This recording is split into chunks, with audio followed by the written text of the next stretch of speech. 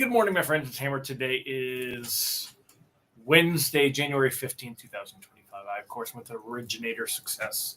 Here with the Daily Mortgage Rate Update, the only place on the web where you guys get to join me live each and every weekday morning, 9:30 a.m. Eastern Time, coming to you from the Great Smoky Mountains here in Western North Carolina.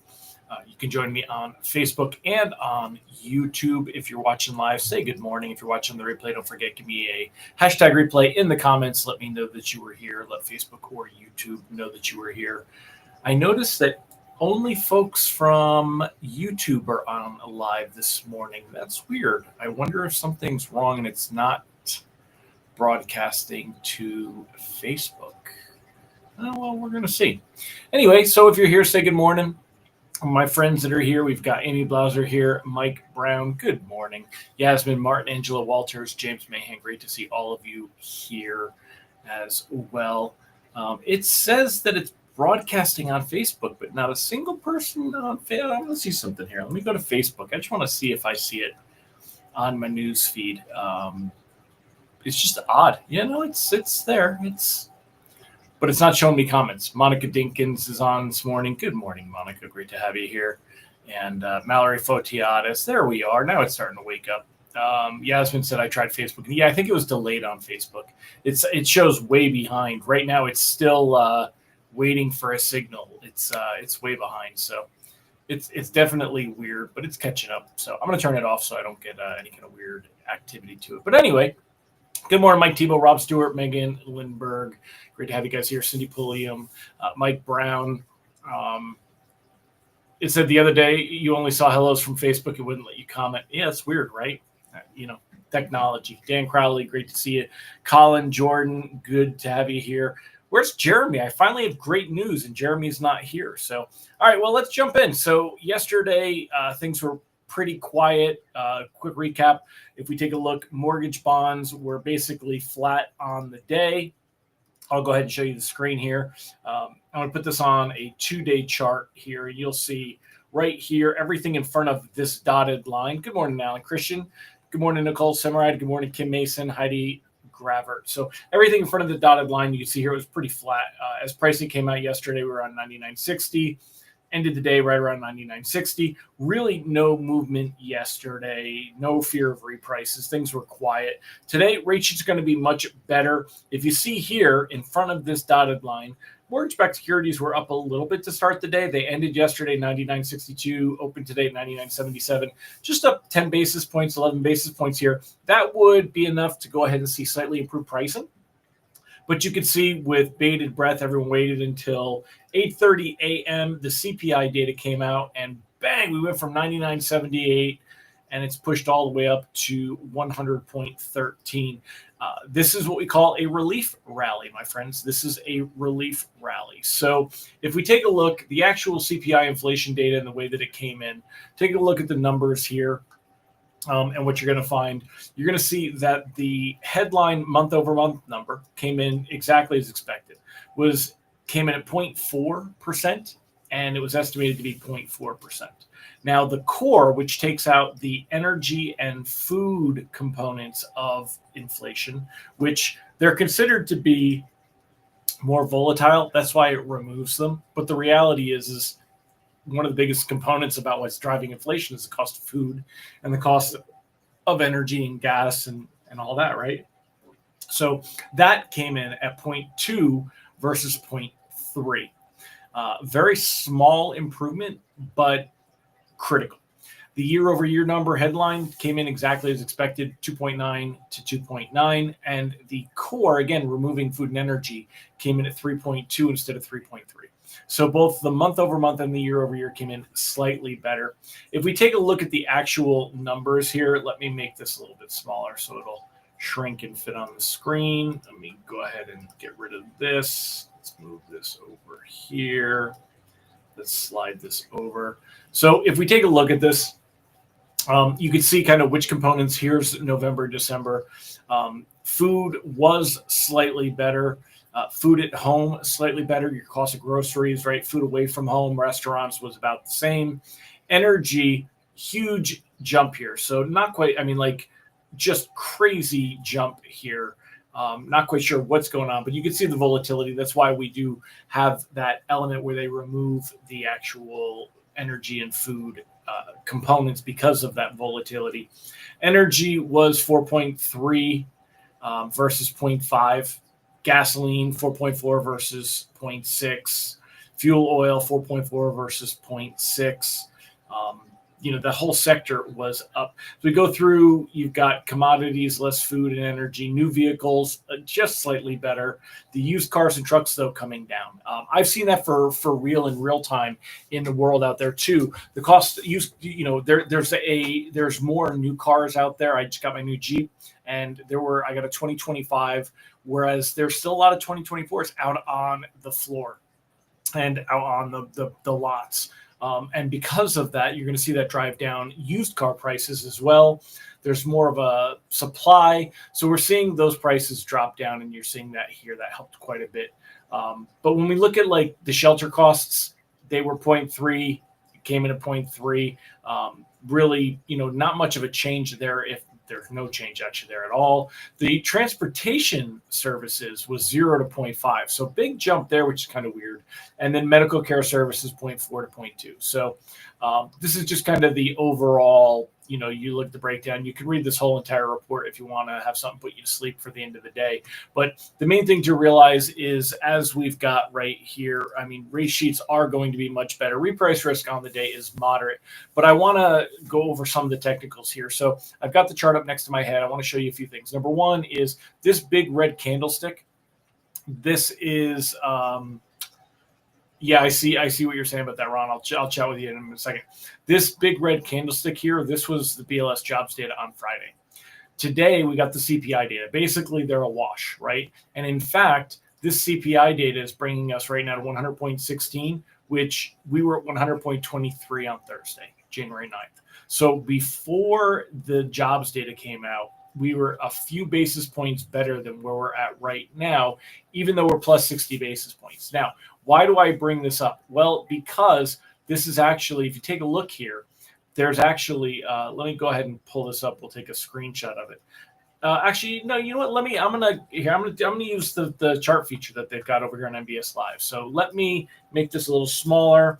Let me go ahead and go full screen, and let me put this full screen for y'all. Oh, hold on, it got weird. Where did it go? There it is. Okay, let me go ahead and there it is. All right, so let's go ahead and do the advanced charts.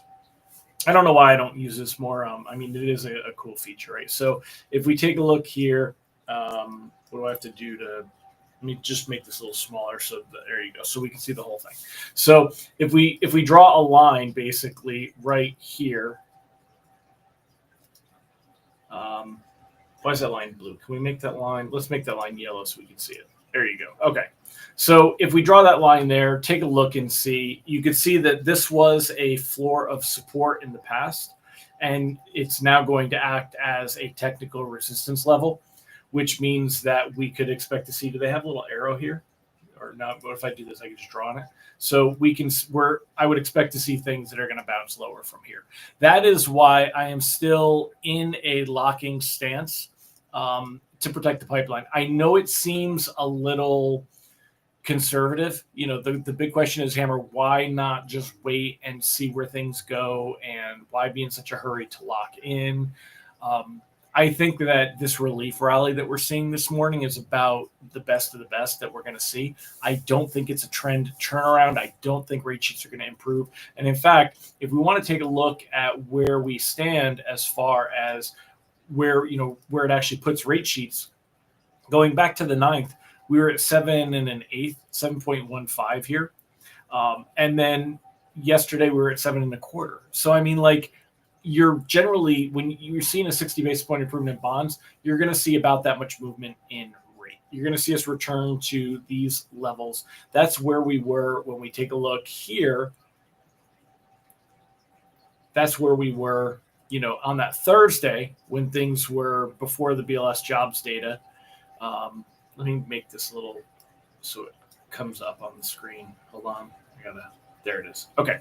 So, taking a look here at where we're at, I don't know how to do any of this. I'm just kind of Ooh, that was weird. I wonder if there was like a refresh. All right, well, let's just refresh the whole thing. That was definitely a weird. Let's zoom in a little bit. Oh, I like that. That's cool. Okay. So I think that, again, just to kind of let's do a line here. I think that we've got, kind of a trend line right here. And there you go. I think that kind of, let me make it yellow again. Yellow. Okay. So I think that gives us that kind of a spot there. So I don't think this is, if we look at what change it's had here on expectations of Fed rate cuts, let's go ahead and click compare. The expectation of a cut in January is exactly the same as where it was yesterday. There's no expectation of a rate cut to come this month at the meeting at the end of the month. The expectation of a cut in March was 76% probability that we would not see a rate cut. That dropped to a 70%. Very, very small improvement. And you went from 23 to 29. There's your 6% improvement. So basically, there's a 6% change in probability that markets believe we'll see a rate cut in March. Same thing in May. It's a little bit more, 63 down to 53, 32 up to 38. Expectations of June. This is the first time that we actually see, if you look at this, expectations are lower, that we would be still at 4.25. Expectations higher would be at 4%.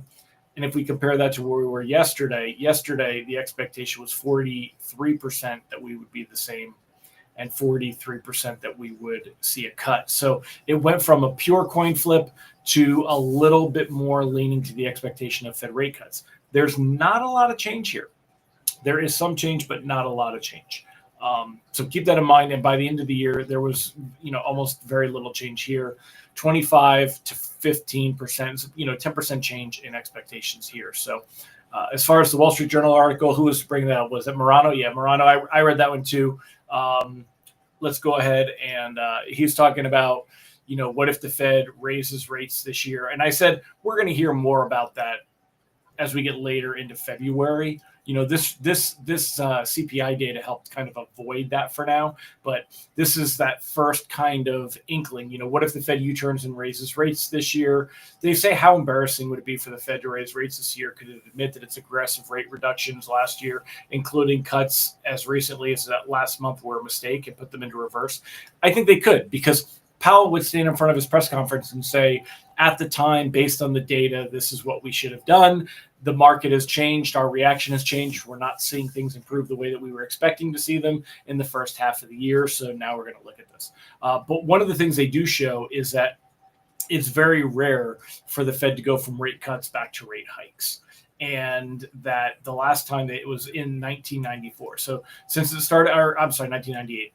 Since it started releasing post-meeting policy statements in 1994, the Fed has only once switched from cuts to hikes in less than a year.